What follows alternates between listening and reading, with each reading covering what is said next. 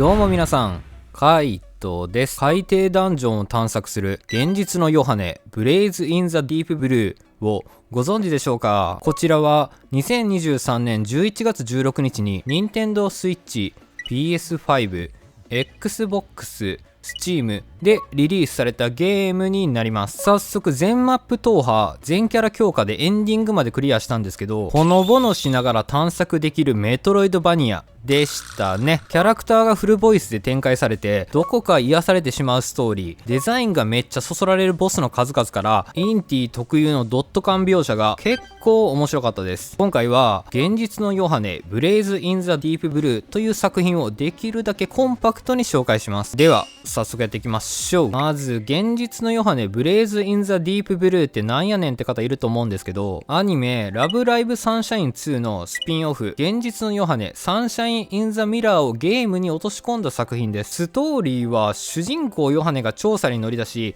仲間たちが行ったきり戻らない海底ダンジョンに探索に向かうというものです。パブリッシャーとデベロッパーはどちらもインティクリエイツ様が担当しており、カイトがプレイした中ではグリムガーディアンズ、デーモンパージがそれに当たりますね。ジャンルは王道なメトロイドバニアで、ヨハネちゃんを操作しながらアリノスマップを踏破し、ダンジョンを突き進んでいきます。攻撃方法は少し特殊で、仲間たちがヨハネちゃんの代わりに戦ってくれたり、キャストで生成した武器を装備して2段構えで戦闘します。相棒ライラプスはダークポイントを消費せずの近距離攻撃や、キャスト武器の剣やボウガンなどはダークポイントを消費して攻撃できます。道中では宝箱からスキルやアイテムを入手できるのも基本に忠実で、後から通れるような場所も一目でわかります。必殺技はないんですけど、任意で使用したり、自分の体力がゼロになった瞬間、楽譜というアイテムを持っていると無双状態になり、ハクスラ感が若干感じられます。基本的にはヨハネちゃんを操作して拠点で仲間たちの会話を楽しみつつ、海底ダンジョンを探索してフォルムがかっこいいボスとバトルをしつつ、このダンジョンの謎を明らかにしていきます。流れとしてはこんな感じ。次におすすめポイントになるんですけど、超絶ライトなメトロイドバニア、見た目の雰囲気が可愛い女の子というポイントと、インティクリエイツ様特有の 2D ドット感、そして念願のメトロイドバニアといった要素が合わさり、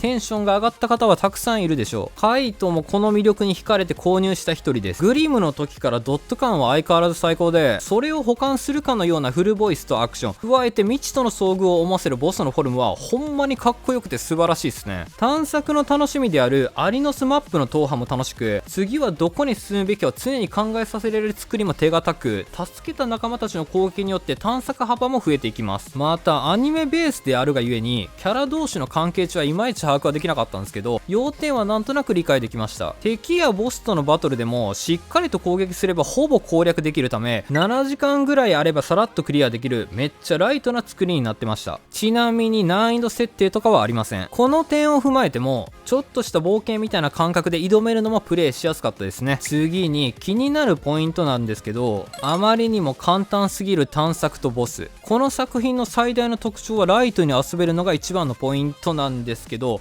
そのため隠し通路や超絶強いボス、クリア後のやり込み要素は一切ありません。ただしアリノスマップを埋める楽しみは全然あるんですけど、メトロイドバニアあるあるの壁を破壊しての隠し通路などは全くないのも不思議。さらに拠点がかなり優秀すぎました。この手のゲームでは珍しく、拠点で回復アイテムを大量に購入できるため、ボス戦でもタコ殴り状態からの体力がやばくなったら回復するという最強コンボが成り立ってしまい、ハラハラ感が全くなくなり、難易度が大幅に低くなっています。ちなみにこの回復要素のおかげでエンディングまでノーコンティニューでクリアできました。キャストについても敵を倒すたびや宝箱で素材アイテムをドロップできるんで、常に火力が出る武器を作り上げて無双状態で進めます。ファストトラベルがセーブポイント間でいつでもメニュー画面で移動可能なのは嬉しいポイントでしたが、ボス戦でも使用できることには驚きましたね。クリア後に裏海底ダンジョンがあればよかったんですけど、それでも十分楽しめる内容にうまくまとまってる感じがしました。なんだかんだでライトに遊びたい方にとってはおすすめの仕様でしたね。最後にまとめになるんですけど、可愛らしい 2D ドットの女の子のキャラで海底ダンジョンをほのぼのと探索したい方にぜひプレイしてほしいのが現実のヨハネ、ブレイズ・イン・ザ・ディープ・ブルー。ダダダダダークネスとヨハネちゃんと叫びながらライラプスと大剣のコンボが安定する。仲間キャラで攻撃してみるが、ダークポイントの消費が激しすぎてライラプスに戻してしまう。この機会にぜひ現実のヨハネ、ブブレイズ・イン・ザ・ディープ・ブルーというライトなメトロイドバニアをプレイしてみませんか？きっと途中まではフルボイスで聞きながらも、ある程度すると決定ボタンで早送りしてしまい、探索に勤しんでしまうこと間違いないですよ。このチャンネルではインディー作品を中心におすすめのゲームを一通りクリアして紹介しております。少しでも参考になった方がいればチャンネル登録や高評価をしていただけると幸いです。ではでは、